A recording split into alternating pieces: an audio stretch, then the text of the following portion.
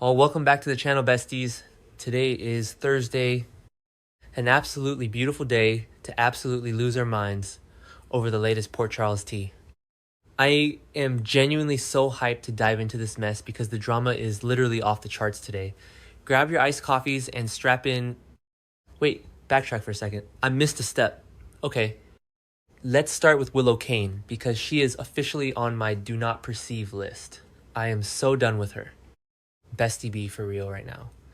Elizabeth Baldwin literally just bumped into Willow at General Hospital, and the vibes were genuinely so chaotic. Liz, our observant, helpful queen, casually mentions that Drew Kane has been asking for help. Yes, paralyzed, trapped in his own body, Drew Kane. Liz is straight up like, hey, why didn't Nina tell you this? And you can literally see the blood drain from Willow's face. I am hyperventilating just thinking about her internal panic. Willow knows absolutely nothing about Drew's latest attempt to communicate, and it is hitting her like a freight train. Did I say that yet? Ugh, my brain is mush. Moving on. Willow is absolutely terrified because Liz wants to get Drew communication tools, like actual blink to talk technology to help him convey his thoughts. And Willow knows that the exact second Drew can form a coherent sentence, he is going to expose her for shooting him on the road and then forcing her own mother to pump his IV full of paralytic drugs. I'm calling it the villain arc is about to go nuclear. She is straight up sweating bullets. Oh, hold on. I should have mentioned this earlier, but Willow forced Nina to administer that drug and kept the syringe with Nina's fingerprints on it. So they are both deep in the mud. The cinematic mayhem of Willow trying to act normal while her entire political career and freedom flash before her eyes is a psychological masterpiece. She is cornered, she is unhinged, and I am living for her downfall. Which is honestly so unhinged, and don't even get me started on the vibes in that hospital hallway. The fluorescent lighting tragic. The tension suffocating. But wait, I'm glitching. Okay, back to the main event. While Willow is spiraling into the abyss over Drew blinking, Michael Corinthos is straight up plotting her absolute destruction. I am totally living for what Michael just did. He is having a whole strategy session with Carly, and he drops the bomb that he has finally figured out exactly how to handle Willow. And you guys, the level of petty calculation here is astronomical. Michael got this diabolical idea when Harrison Chase showed up at Willow's office with flowers. Yes, Chase, her former flame, the guy who literally stepped up for her during the trial when she was facing prison time for the shooting. Basically, Michael is going to use Chase as leverage or a massive distraction in his plan to take Willow down, and I am here for the mess, bestie. Michael is basically weaponizing her past romances to regain the upper hand. And it is giving major, I cannot even, energy. Michael has been seething ever since Willow threatened Jacinda Bracken and told him to keep that away from their kids. The stakes are astronomical.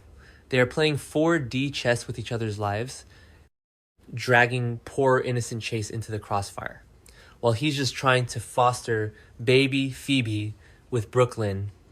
I literally had to pause and scream into a pillow because Michael's petty energy is exactly what I need right now.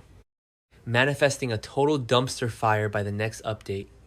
Wait, we need to pivot because Jack Brennan is genuinely out here doing the most, and my brain cannot process it. He just surprised Nina Reeves by strolling right into her office at Crimson.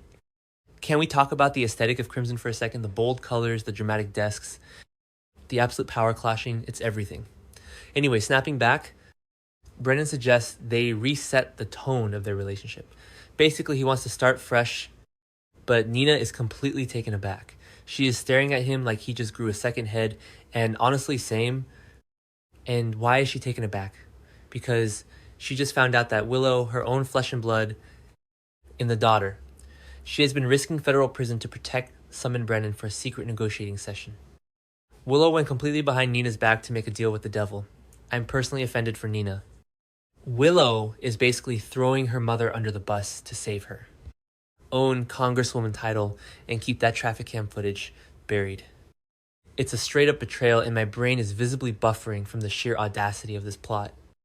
Nina has been blackmailed, manipulated, and forced to betray Valentine all for Willow. and Willow is just out here cutting side deals. Bestie, they are officially on my do not perceive list. The toxicity is genuinely off the charts. Oh my god, wait, hold on. We have to talk about Josslyn Jackson and Lucas Jones because the tea they are spilling is scorching hot, and it is burning my hands through the screen. Josslyn catches up with Lucas, and Lucas is basically dropping breadcrumbs like a messy Hansel and Gretel. Lucas hints that Josslyn is absolutely right to question Carly's choices. He is straight up alerting Josslyn to the fact that Carly is cheating on Brennan. Yes. Josslyn is finally putting the puzzle pieces together and realizes that Carly's relationship with Valentin Cassadine has gone way beyond being just partners in crime. They are romantically entangled. They are hooking up. I am deceased. Carly has been hiding fugitive Valentin in her attic, carrying on a passionate affair with him, while simultaneously sleeping with Brennan to manipulate him and keep Jason safe. The absolute cinematic mayhem of Josslyn figuring this out is too much for me to handle. She is going to confront Carly, and Carly's entire house of cards is going to come crashing down. And don't even get me started on Josslyn's WSB investigation. She's been digging into Ross Cullum and Cesar Faison, pumping Nathan for info at the gym, and now she's uncovering her mom's messy world-ending love triangle. Bestie Josslyn is playing with fire. If Brennan finds out about Valentin through Josslyn, he's going to unleash his wrath and burn Port Charles to the ground.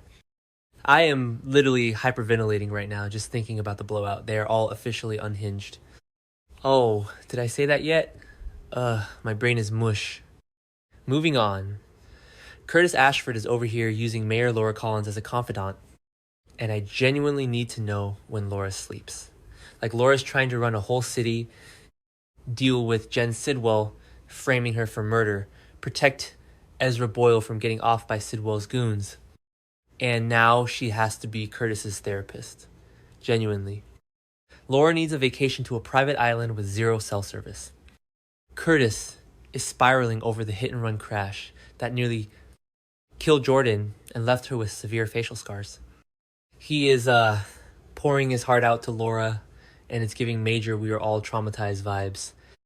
I am so here for the emotional support, but also, Curtis, please focus on taking down Isaiah Gannon because we need answers about that scraped guardrail. Okay, wait, I'm glitching. Okay, back to the main event. The absolute biggest, most world-ending tea of the day is happening with Lulu Spencer. And Nathan, who we all know is actually his evil twin Cassius. Stop what you are doing. Lulu is absolutely fuming. Like, she is radiating pure, unfiltered rage. Her aura is strictly chaotic. Why?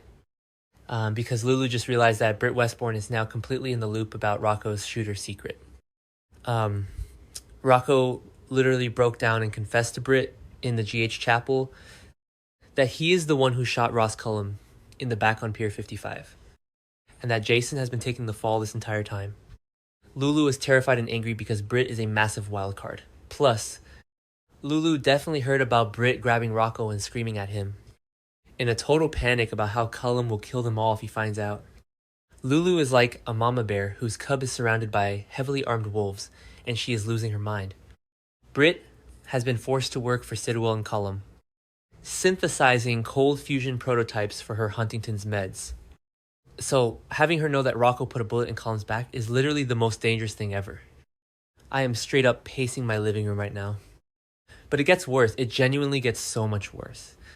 Cassius Nathan straight up tells Lulu that it is time to get Rocco out of Port Charles. He wants to send Rocco away Bestie B for real right now. Cassius argues that it is the only way to make sure Rocco doesn't blab to anyone else. Rocco is completely cracking under the guilt. Dante is actively investigating the Marco Rios murder and digging into Isaiah's alibi. Charlotte is snooping around, and Cassius is terrified that Cullum is going to find out the truth and murder them all. Cassius is looking at Lulu like, girl, pack his bags, call a boarding school in Switzerland, and put him on a jet. Lulu and Cassius get into a massive, explosive argument over Rocco's future. Lulu is absolutely refusing to send her son away. She is screaming, she is crying. She is defending her family, but Cassius is basically saying, if he stays here, he's dead. The stakes are astronomical.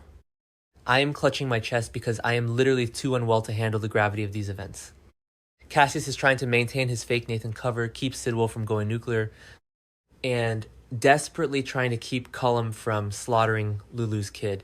It is a messy, unfiltered, emotional train wreck, and we are spiraling over their choices, manifesting a total survival arc for Rocco, but honestly, I don't know if my heart can take it. I need to go lie down on the floor and stare at the ceiling for 3 business days. Bye, guys.